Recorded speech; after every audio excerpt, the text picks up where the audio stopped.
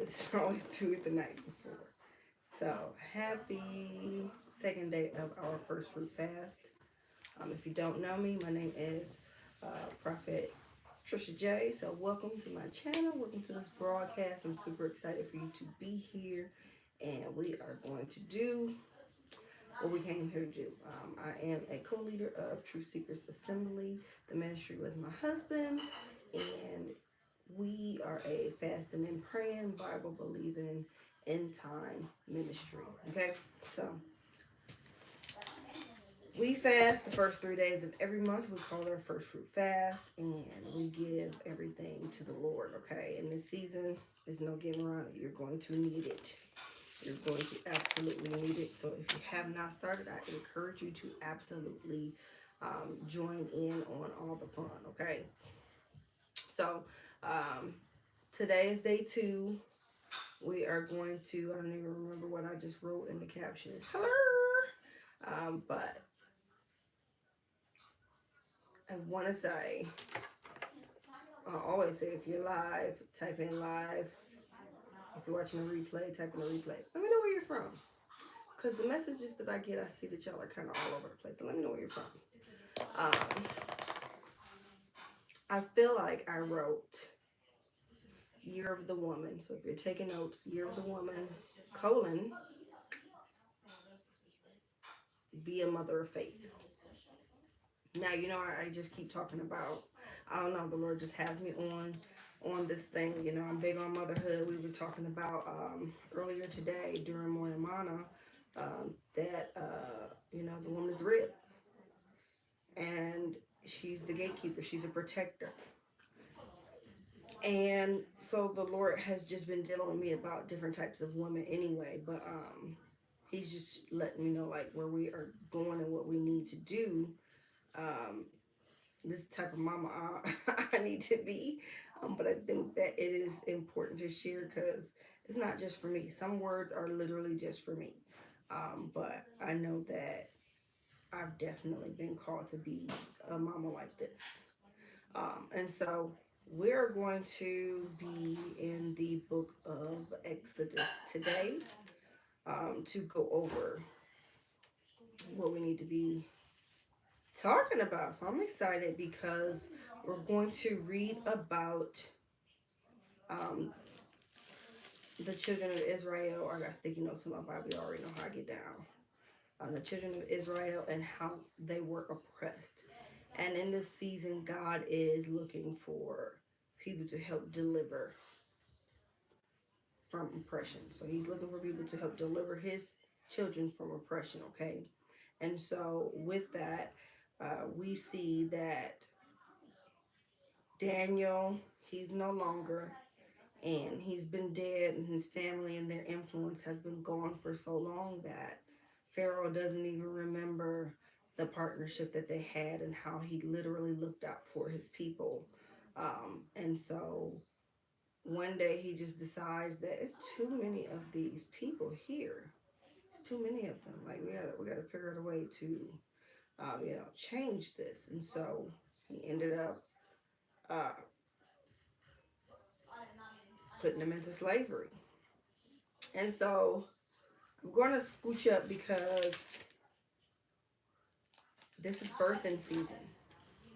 This is your birthing season. This is the season to birth things, right? And so I'm going to scooch up to verse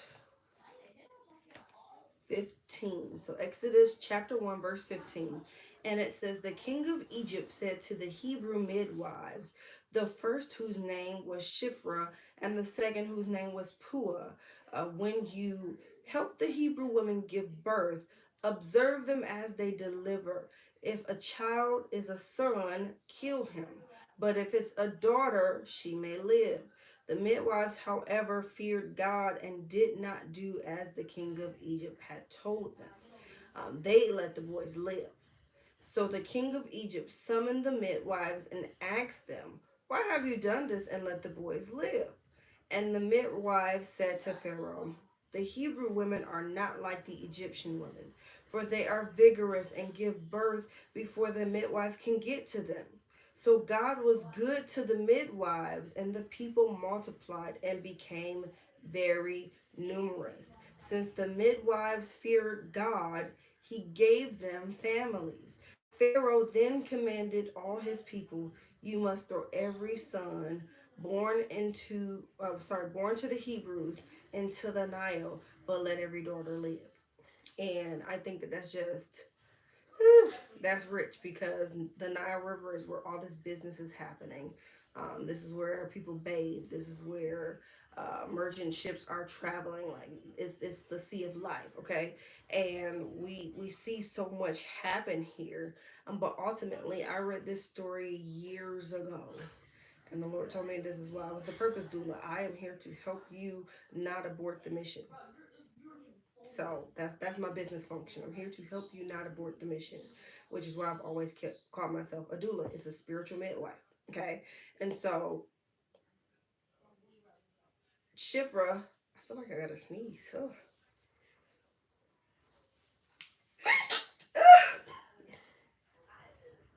Oh, excuse me. Okay, Shifra and Pua, they were women who feared the Lord. They feared the Lord above all else. But you see, they had access to come to the king. They had access to speak to the king, and that's not always so. But midwives, I always tell you, I'm an influencer to the influencers. I like to be behind the scenes, and so it's honestly where my superpower is. I'm always looking into why that's so. I just figured, just in case I needed some more of my notes. But these women, they feared the Lord. They were God fearing women, but they also were not afraid to tell a little white lie. Okay, and so there was a little civil disobedience there because they weren't just doing what the Pharaoh was telling them to do, right? Which was murder.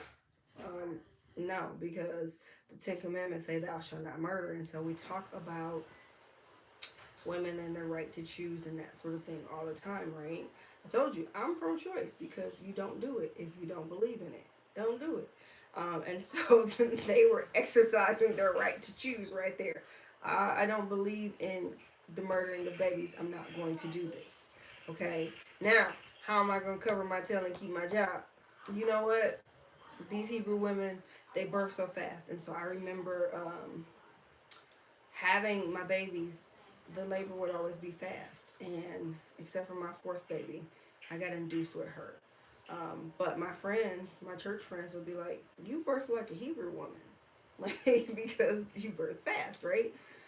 And so these women, they are naturally nurturers, and so where we are in this birthing season, we're birthing businesses, we're birthing dreams, we're birthing books, we're birthing real families, we're birthing the change in our family. Sometimes you have to be that change maker, right?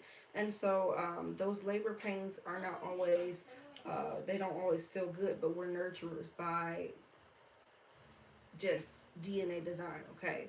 And so I like to help you nurture your business, nurture the things, and do the things that you're supposed to do. And so, um, I can even remember as the kid, I was the nurturer, and my friends couldn't go anywhere unless I was going because I wasn't really trying to get into too much trouble. No, thank you. I don't want to do it.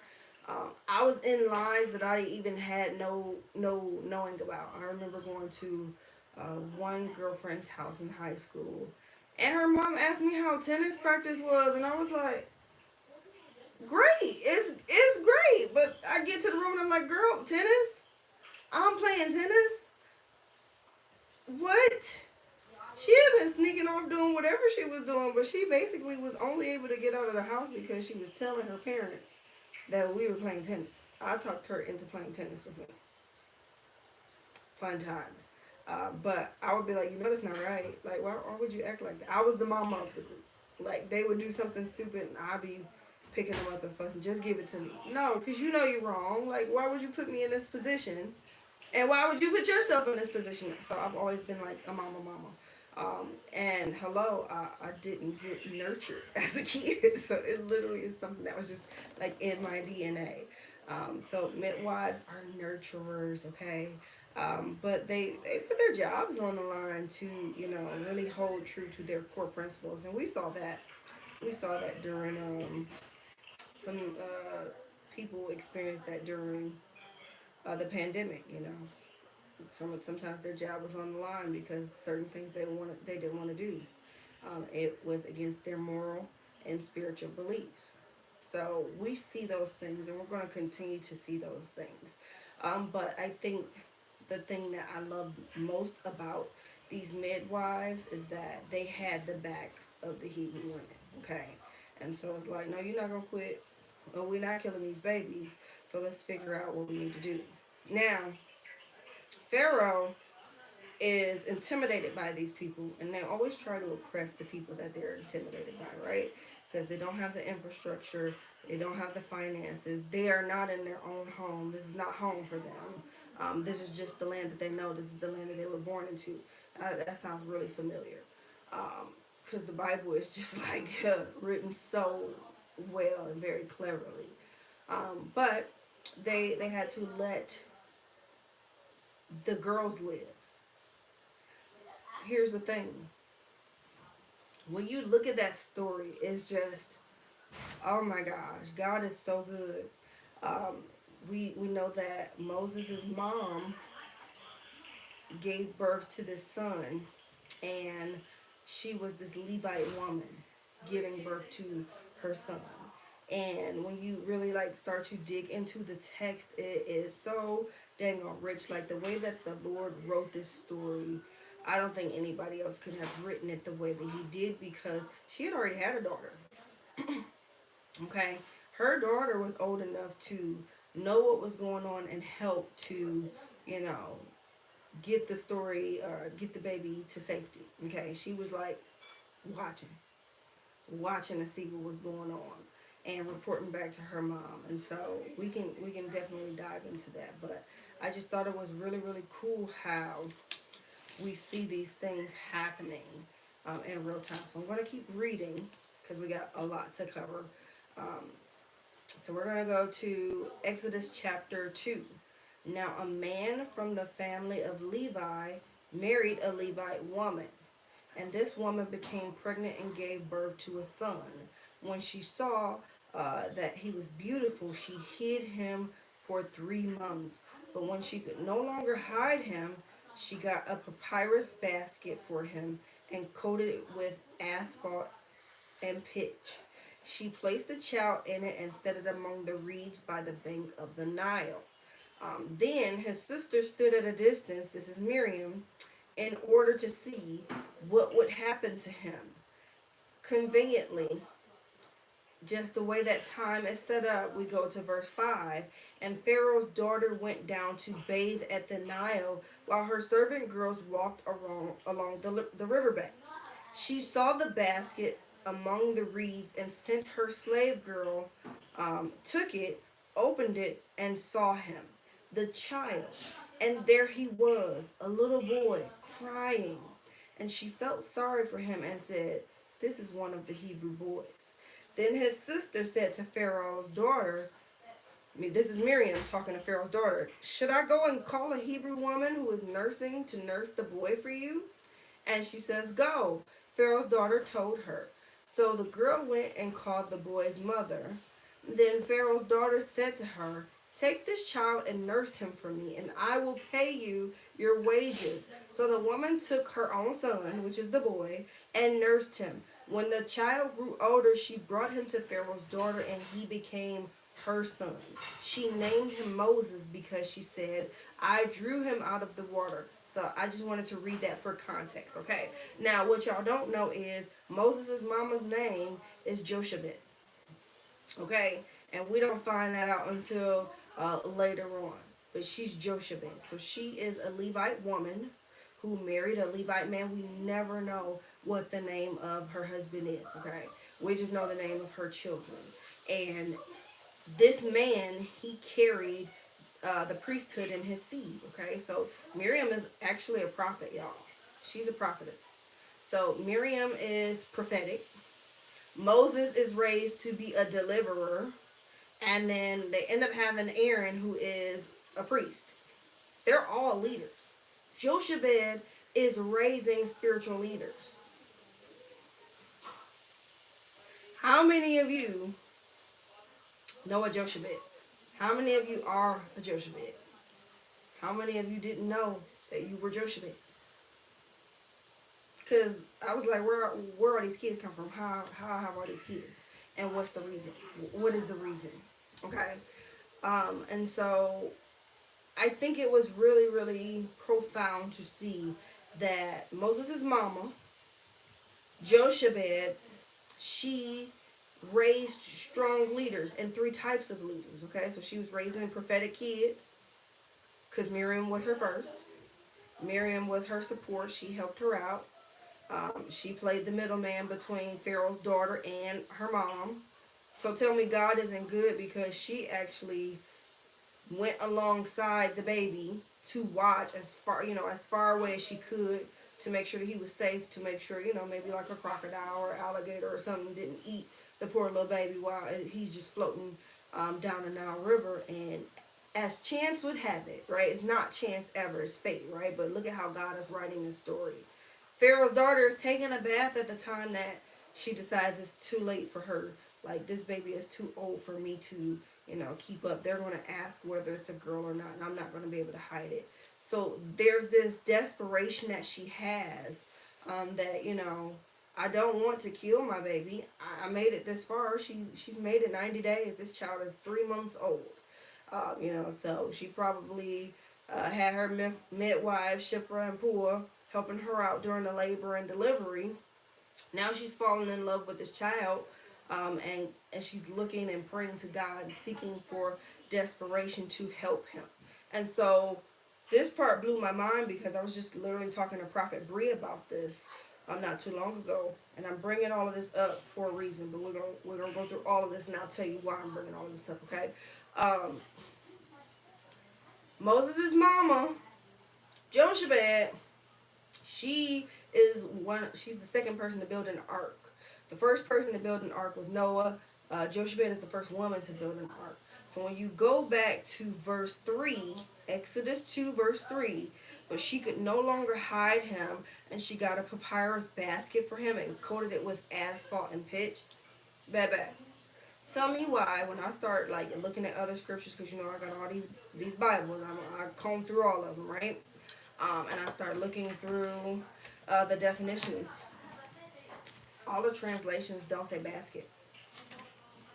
All the translations don't say basket. The main translation, the Hebrew translation, it says that she built an ark. It says she built an ark, and I was like, what? An ark? She built the ark to save humanity. She built the ark to save the deliverer that will one day, 30 years down the line, deliver her people.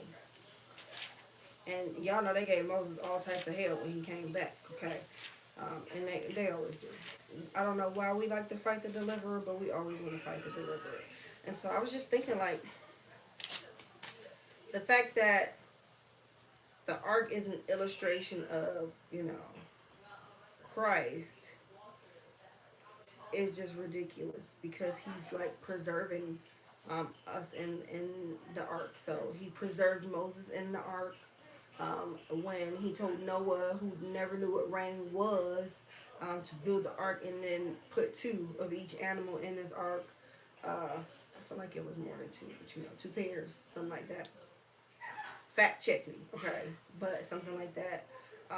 But he did that to preserve. So he wanted to preserve the people. So we have, I love this sticky note. We got the Ark of the Covenant. We got the Ark for Moses, Ark of Moses, and we got the Ark of Noah. And so I'm just going to focus on those 2, Ark of Noah and Ark of Moses. But God used the ark to preserve, and so it was like an illustration that he was preserving Moses, and Moses' sole purpose initially was always to intended to be the deliverer of his people. But you see how God masterfully wrote that story. Here she is literally building the ark in desperation, not knowing what to do hoping and praying that someone would save her son and have mercy on her child, and is Pharaoh's daughter. Not the royal household, the royal household, okay? And with that, Miriam is, the support system. She's like, running the plays that her mom is giving her. She's like, you want to go get a Hebrew woman to nurse the baby? And she gets paid to take care of her own baby. Tell me God isn't good. Because you were just worried about how you're going to keep this baby alive. And now you get paid to be the baby's mama. You were always meant to be the baby's mama. You were always meant to nurture this baby. And so I just thought that that was beautiful to see, because I've never seen anything like that before. And so Jochebed, she is just an amazing woman of God that we need in this season, right? And so she carried these three seeds, and what happened? She carried these three seeds, and it basically converted them to three different types of leaders. And so the great thing about that is, as a mom, we should always be praying, what is it that you would have for me to do with this child? How do you want me to steward over this gift that you have given me? If you are like me, I know that God has given me these children. They are not mine. I am responsible for them, and I get to steward over them while we are on this earth. But I don't take that lightly at all. I'm always looking to see how I can make sure that God is pleased with how they are being raised.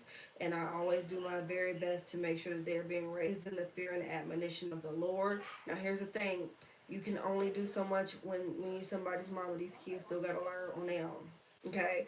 It says, train a child up in the way that he should go. And when he is old, he will not depart. Because they're hard-headed and they think they know everything. Sometimes a parent can do everything everything right, and kids still gonna be kids, okay? And so this is why we are always on our knees praying. This is why I don't mind busting in the room at 3 o'clock in the morning, anointing the room, the bed, the phone. I'm anointing it all, okay? And so here we get to see. We don't see a lot about the dad, okay? And that's not to say he wasn't present in their lives, but the story is about this woman. The story is about how this woman is tapping into her relationship with the Lord. And she is given a strategy from the Lord. She's given a strategy from the Lord, and it helps to save her son Moses, and eventually it helps to save the children of Israel. All of them, they end up getting delivered. Okay, this is how we end up getting the promise, going to the promised land. But this is a process, and so sometimes you really don't know who God is asking you to birth. You have no idea. And so that has always been my aversion to abortion. You just never know what you are going to be dealing with. You never know who you're going to be birthing. And so just imagine if Jesus' mama, Mary, decided to say no. And the angel came in like, blessed the highly favored are you, okay? I mean, fawning, giving her all of the things. But the journey that she took was not an easy one, okay? Her fiance almost got rid of her tail. He was trying to think, he's so righteous. He was trying to figure out a quiet way to get rid of her, because he said, I know I didn't get her pregnant. I'm righteous. I'm doing the right thing. How is this happening? And how is this happening to me? Her marriage was like a financial come up for her family. And he was about to do away with it. Let me divorce this girl because this is not my child. Well, guess what? Same thing is happening here. Moses' mama is getting strategy from the Lord, turning her world upside down and right side up at the same time, okay? So he gave her this strategy. We don't see that this strategy is given to the Levite man, but to her, okay? And she creates this ark. That's the strategy that she gets to save her son, okay? And so this was a big responsibility for her, because you know how we talk about culture all the time. She was literally going against the ways of the culture. That's a lot of pressure. That's a lot of governmental pressure and social pressure that she's dealing with. But her conviction to the Lord was so much better, and so much stronger that she wasn't worried about it. I mean, obviously she was, right? But she wasn't going to let it stop her from obeying the Lord. And so, with this responsibility, she defied the cultural norm. I'm sure there were moms who did indeed kill their sons during this time. I mean, we see stories where they were eating kids, their own kids, because they didn't have anything to eat. We see stories where, one mom, her baby dies, and she is taking the other baby, in the same room as her. So we see a lot of craziness going on. And this is just like the way that the culture is working in all of these examples. And here she is choosing to defy what the cultural norm says. So, yeah, the culture will tell you this is what we need to be doing. And, you want me to say that, Lord? Okay, I'm going to say it, though, because I'm not scared. The DNC just happened, and there were, I forget how many abortions. How many abortions did I read? Was it 70 abortions? 70 abortions, I believe, happening at the DNC. And I just thought that that was wild. Because those babies were offered up to Molech.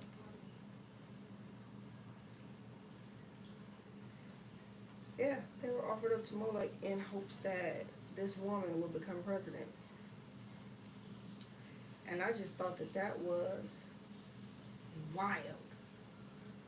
I felt like it was about 70.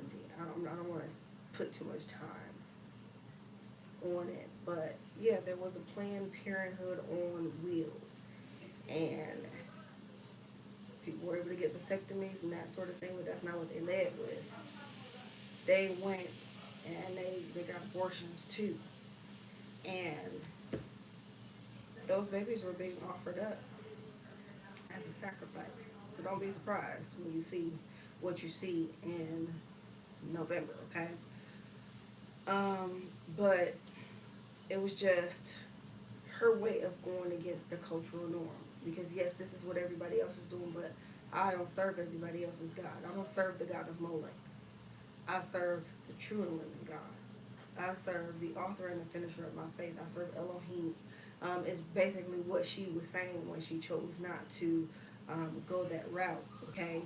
And it was honestly,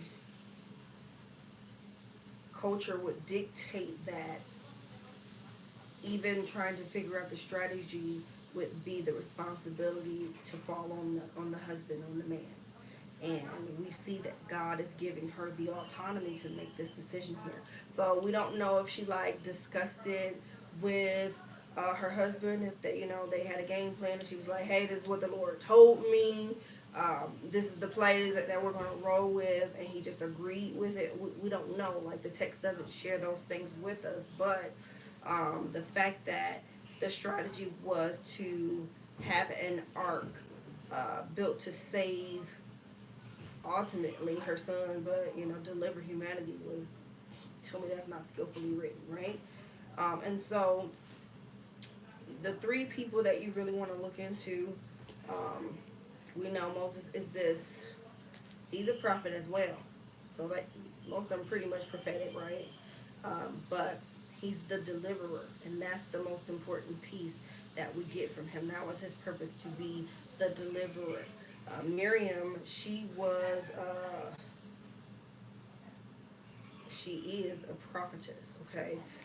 But she was not like the voice of the movement. It was Aaron, and Aaron honestly was there because of the deficit that Moses saw in himself. So there's that. I'm just saying, because God didn't want Aaron to be the mouthpiece. Okay, um, God immediately gave Moses the plan. Here's the plan. Let's run the play. And Moses himself didn't think that he could. Okay, so I'm going to scooch over to Not Moses, God bless America. Exodus chapter 3, verse 13. And this is when Moses is having the burning bush experience. So we've jumped some time, right? And so verse 13 says, Then Moses asked God, If I go to the Israelites and say to them, The God of your ancestors has sent me to you, and they ask me, What is his name? What should I tell them? And God replied to Moses, I am who I am. This is what you say to the Israelites: I am has sent me to you. God also said to Moses, Say this to the Israelites: The Lord, the God of your ancestors, the God of Abraham, the God of Isaac, and the God of Jacob, has sent me to you. This is my name forever. This is how I am to be remembered in every generation.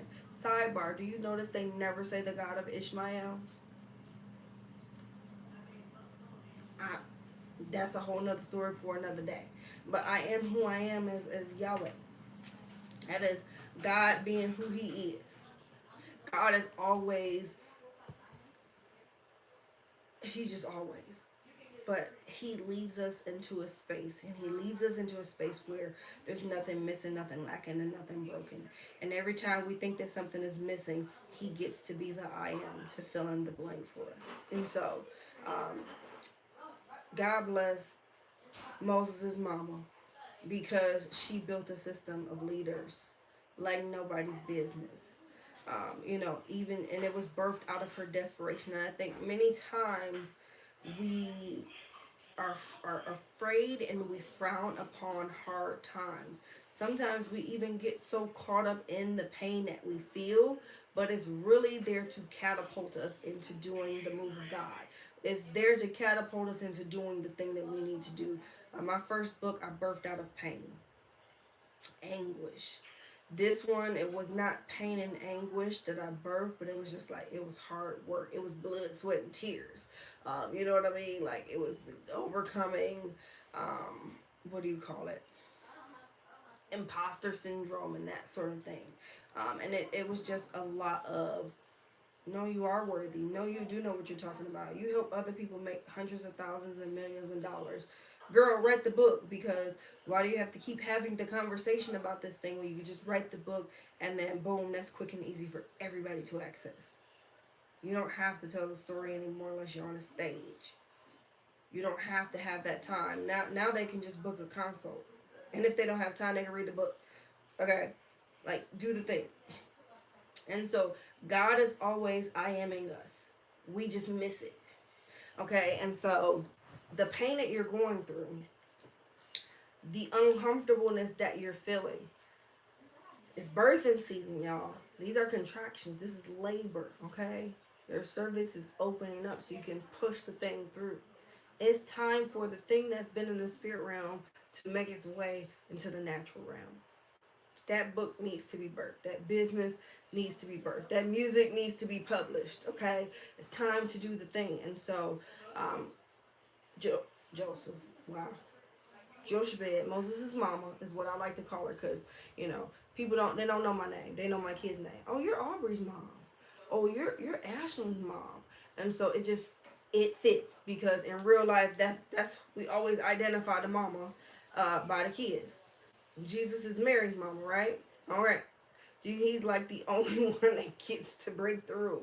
But Moses' mama, Jochebed, she was amazing. And so this is why we so need women of faith in this season. Okay, we need women of faith. We need mothers to help birth legacy and to keep the legacy intact. Okay, it's not about what we want to do in this season. That's not what this is about. Each kid that you have has a purpose. And so you should be praying about what the purpose of this kid is, because you literally never know who God is asking you to birth. I don't think she had any idea that in birthing this child and then, seeking to save his life, that 30 to 40 years down the line, they would be crossing through the Red Sea with dry land, okay, or on dry land. Their little sandals were not getting soaked up by mud. They crossed through the Red Sea on dry land over to, you know, go to the wilderness to worship the Lord so that way they could enter the promised land, the land of milk and honey. I don't think she ever thought that that was ever going to be a possibility in just having the heart to want to save her son, having the heart to want to disobey what Pharaoh was telling her to do, having the heart to disobey what her government was mandating. I don't think that that's what she was thinking. But here comes God, being I am who I am, giving her the strategy, Jehovah Jireh, providing for her, literally providing for her. You can't tell me that he is not a masterful writer by literally calling him Alpha and Omega, the author and the finisher of our faith. He wrote for this girl to be desperate to obey him and defy culture and have this baby. So much so she kept this baby a secret until she just couldn't anymore. And now she's being paid to nurse her own child. You can't tell me that's not Jehovah Jireh. You can't tell me he didn't give her shalom peace. And shalom peace is peace that fills all of the deficits. So when you feel like you got deficits, when you feel like you're anxious, when you feel like you can't do these things, that's what you're calling on God for. God is the God who I am, who I am. He is everything that we need him to be if we know the right names to call. And so, as a mama, as somebody's mama, you got to be tapped into the strategy for your kid. Each kid requires different strategy. You cannot cookie cutter parent. I can't I can't parent all of my kids the same. Okay, I got two grown ones, and baby, I be trying to let them be grown and figure out life on their own, and I'm gonna coach you through. I am. Is it easy? Absolutely not. Because I don't want you to bump your head. I don't want you to get hurt. But I know you're hard headed and trying to figure it out. I know this about my babies. So I have to handle them differently than how I would handle my younger ones. I don't really whip my kids. Now, don't get me wrong. So, growing up, you get the little wooden stick, the little pop pop if you need it to. But after you get that, you kind of know what's happening. All I got to do is show you the little wood stick, and oh no, I don't want that. That didn't feel too good. That didn't feel too good. No, thank you. And so I know sometimes the older kids make you want to smoke cigarettes because they think they got all the answers and they know it all. But that's where you tap into and you really dig your heels into prayer because God is the one who gives you the strategy for these kids, even the grown ones. It's still going to be your responsibility to pray them through everything that they need to. And so now, like I always mention, video games. That's one way to get them babies. At least two of mine for sure. Their life is over if I tell them no video games. What? Because in their minds, they rather take a spanking and get back to the game. But you mean to tell me I can't play the game for how long? Oh, that's like a life sentence. That is crazy to them. It hits them differently, and so just think about you and how you. God deals with all of us differently. Okay, so I can remember having unforgiveness in my heart, being wronged by a person that literally did me wrong. I don't even smoke. I got to play cigarettes at work just to be dramatic. Like I need y'all to see what you're doing to me because I don't even smoke, y'all. Okay.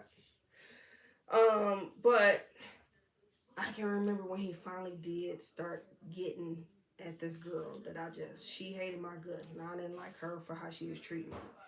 And the things that he was doing for her, I felt mercy. I felt pity. I was praying for her like, Lord, okay, she lost a kid. All her animals dying, and she loved her animals. Like, Lord, what is happening here? I just wanted to beat the girl up. You didn't have to do all of this to her. But who knows? Like, beating her up probably would not have gotten the message. Sent would have not been received. But, he was hitting her where it hurt to get her attention. And I think God does the same thing for all of us. He's always trying to correct us, but he has to hit you where it hurts sometimes. He has to get your attention and touch that pressure point. And so he is who he is, right? I am who I am. He's always filling in these deficits for us. And I think that is the beauty in having such a name like that, because it's a manifold name. It's not just one size. It technically is one size fits all. It's just not like, one name and you're one and done, right? I am that I am, or I am who I am, is anything that you need it to be. Peace, the banner, provision, protection. Like, it's whatever it is that you need. It's like that fill in the blank. And so with that, it's all encompassing. Nothing missing, nothing lacking, nothing broken. And so you have to have strategy for your children. You have to have strategy for your purpose. So you need to be tapping into, what the Lord is telling you. And so I am, oh my gosh, my face is itching. I am challenging you all, okay? Because I need you to understand what the vision is. And so the Lord told me, and I'm going to keep telling it until he tell me not to say it no more. But we are in our 7 years of plenty, and it don't look like plenty, right? At least over here, I'm like, you sure about that? And the 2000s was looking a whole lot better. I'm not gonna lie. But okay, sure, let's roll with it. We're in the second year of our 7 years of plenty, and the Lord was just telling me, like, no, you need to tell the people they need to build a financial arc. You need to start saving up what you can, because this is going to be the fundage that's going to preserve you through the 7 years of famine. Okay, so we got to 2030 to get it together. And I believe that you're going to get the finances by being obedient and doing the businesses, writing the books, putting out the music, having the events, like doing the things. Because one thing for sure I know, and that's on Madam C.J. Walker, a black woman, is that when it comes to recessions, millionaires, they get made in the recession. Millionaires are made in a recession. Type that one out, because it's the truth. Millionaires are made in the recession. And so I need you to dig in your heels in faith, and don't get to a space to where you feel like fear is taking over. You're going to see some crazy things in the years to come. Okay, shoot, the months to come. This election is going to be unlike anything we've ever seen before, and we're already seeing that. We've never seen a candidate say that they were good, actually look like they're not good, drop out of the candidacy, and then VP takes over the ballot, raises $90 million by people who historically don't even have the money in one day. We've never seen that before. And we're not done never seeing what we've never seen before. We're not done yet. But the strategy, okay? And so I need you to dig your heels in. It's going to be a season where you need to get the strategy, because that's going to be the thing that you need to work on and sustain. And so I have been telling y'all privately that you need to work on it. So for the next 75 days, I need you to dig your heels in. And I need you to be praying for whatever it is that you need to be birthing. I need you to be going through Habakkuk 2 and just meditating on it, asking the Lord, write the vision, make it plain. What's the vision for my life? What's the vision for my family? What's the vision for my business? What's the vision for my ministry? Lord, what is it? And I really need you to be disciplined like I'm doing. I feel like I'm doing 75 hard, okay? Working out twice a day just to get my 10,000 steps. I got them. I was about to say how it looked like I got 100 more steps to get. No, I'm good. Hallelujah.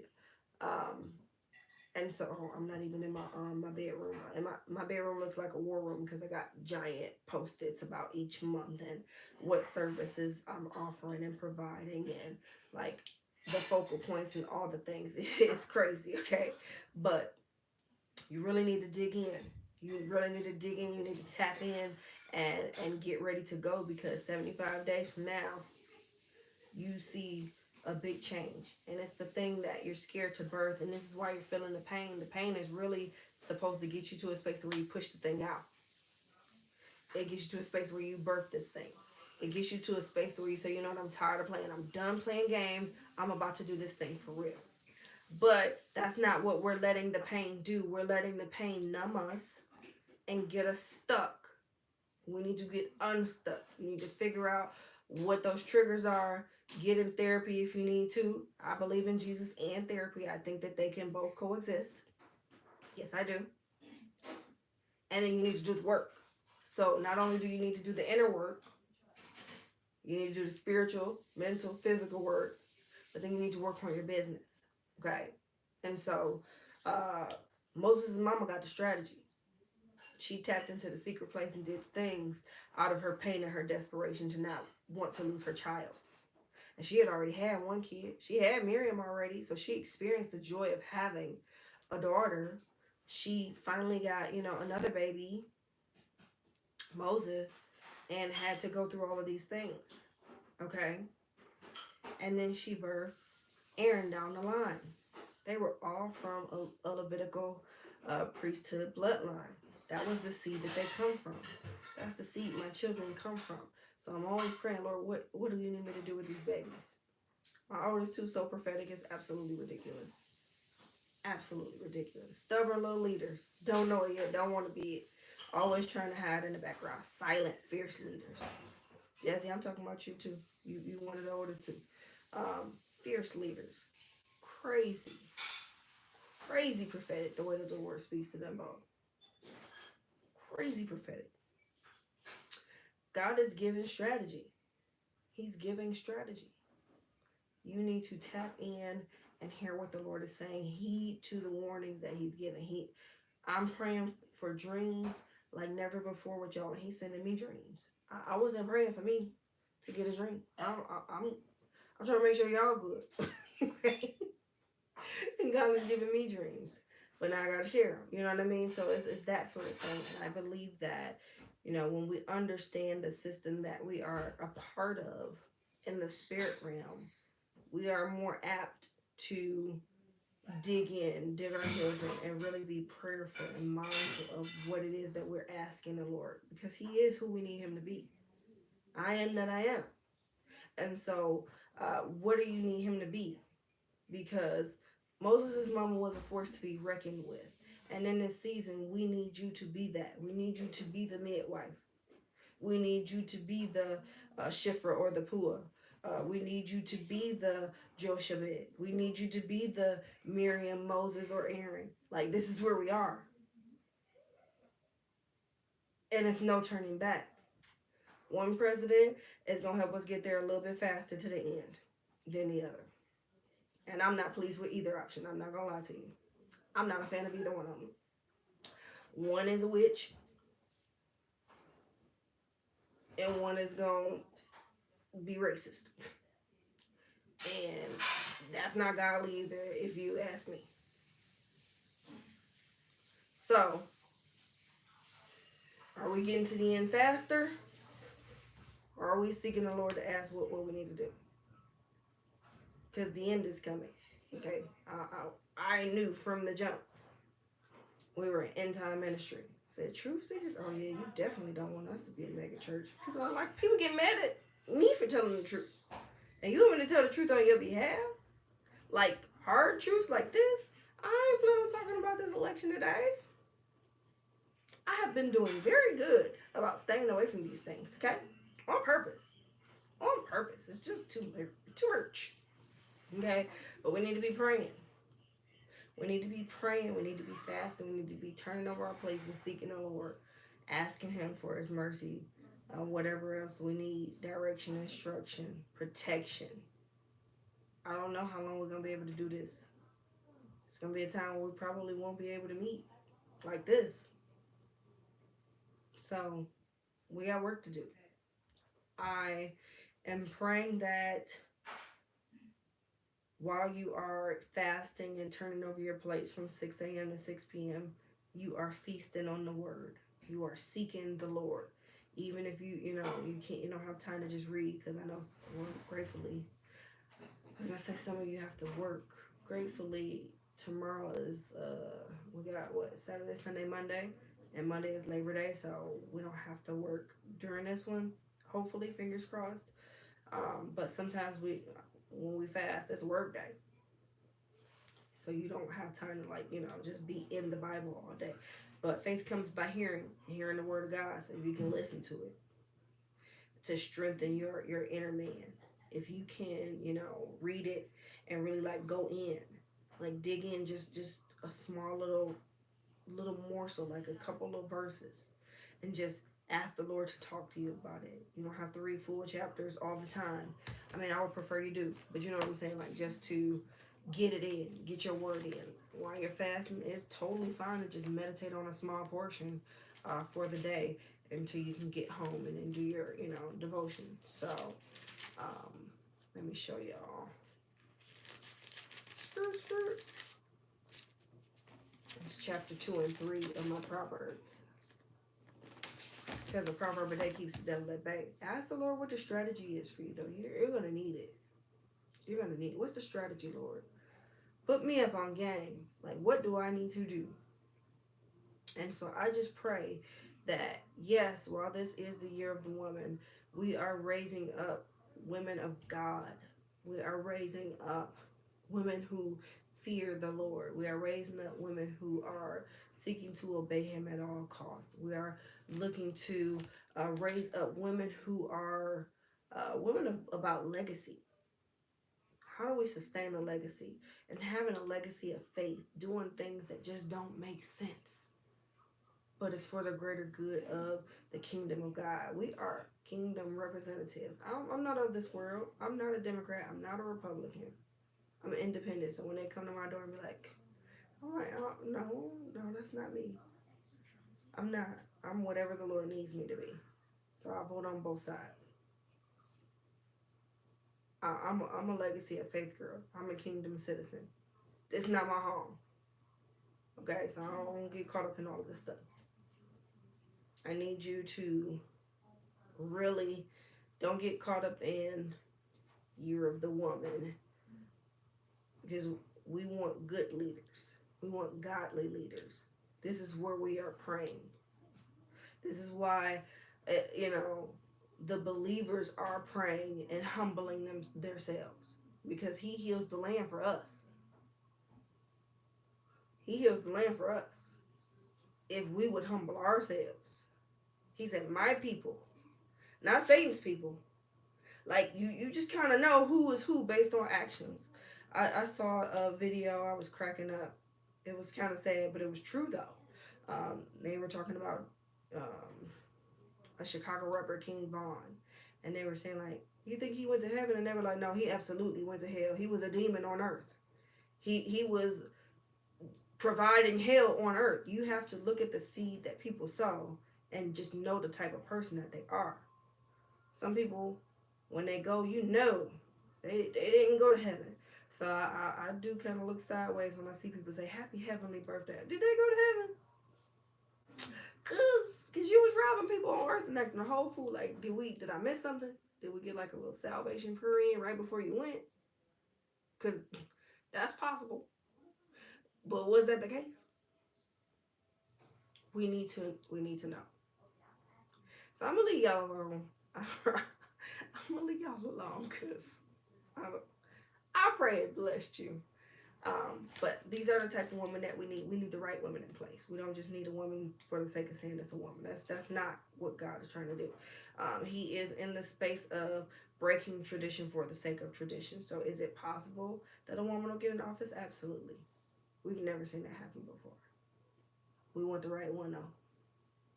We didn't like when Hillary ran. It wasn't good.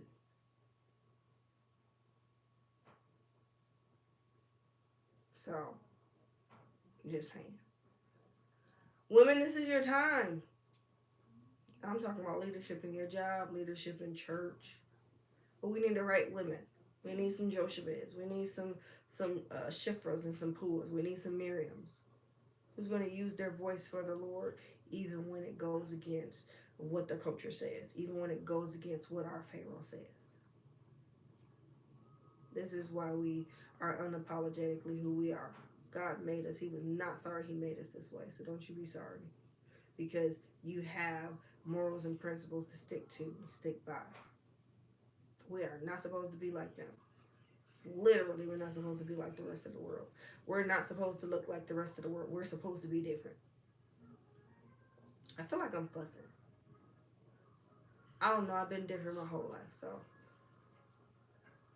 I'm used to not fitting in. But let me know. Let me know if you're ready to do the work. Type I'm ready in the comments. I'm ready to do the work and get everything that God has for you in this upcoming season. Because it's time to build. We got 72 days of work, and I will not be chronicling 75 days of work. I won't. I'm telling you to obey the Lord. Now, when you start your 75 days, child, listen, because that's me right now. Okay? But I'm going to do it, though. But what? When I tell you locking in just to do, the 10,000 miles, 10,000 steps, every day, and read my word, and get my devotional in, and, try and get all this, when I tell you it's serious, it's a commitment, but it's like, no, you show up for everybody else. How many times you show up for your pastor? How many times you show up for the bishop and the first lady, and you put what you needed to the side? How many times you show up for your work people, your bosses? Make sure you give yourself that same energy in this season, because the Lord, He is requiring you do the things that you need to do. You were here for a purpose or reason in a season, okay? And so we see there wouldn't be a Moses or Miriam or an Aaron without a Jochebed. There would not be a Moses, a Miriam, or Aaron without Shiphrah and Puah. So we need the right women in position to help usher us into this next state. And here's the thing, we probably won't see the changes. Because, it took Moses 30, 40 years to get into position and do the thing. So the work that we're doing, we're literally planting seeds that we may not ever see the fruit of. But our children will. But the kingdom will. That's the most important piece right there. But the kingdom will. So I'm going to leave y'all alone. I hope that this blesses you. We're going to do this thing again tomorrow. I don't plan on going nowhere, so I might do it a little earlier. It's Memorial Day. But I just want you to know it's going to be good. It's going to be good. And let me tell you this one last thing. The great thing about Jochebed, because God is so good, she actually lived to experience the Exodus. So she did all of those things and got to see the promise fulfilled. Tell me that's not a blessing. Everybody won't get that. But the Jochebeds will.